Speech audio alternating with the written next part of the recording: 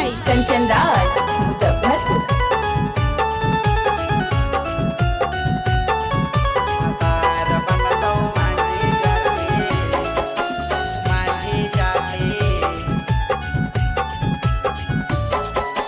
शादी में गदड़ करा दे बोगे, दुल्हा के मर्डर करा दे बोगे।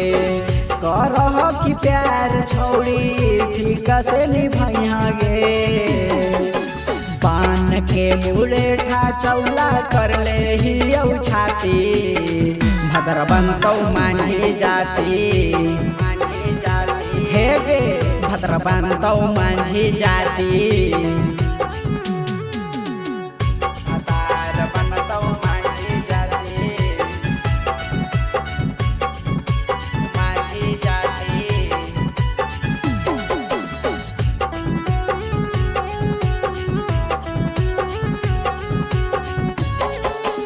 अपन तोरा बना ले लियोगे, दिलवा में तोरा बसा ले लियोगे। अगर यूहो वायरल होला अपन तोरा बना ले लियोगे, दिलवा में तोरा बसा ले लियोगे। ना बाप बोलतौ छौड़ी नहीं बोलतौ तोरा भाई गे। डोली लेके घरवा से छोड़ी हम ही लेके जाइब गे। रही हते यार छोड़ी बारात लेके अइबोगे। बांध के मुड़े ठा चौला कर ले ही छाती, भद्र बनतौ मांझी जाती। गे भद्र बनतौ मांझी जाती।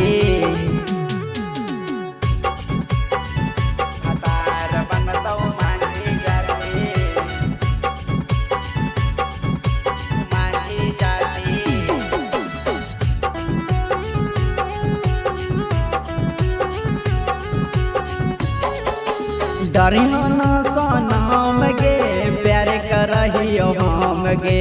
अगर यूहो वायरल होला हे गे। डरियो न सनम गे, प्यार करहियो हम गे। डीजे बाजा बाराती लेके अइबौ छौड़ी हम गे।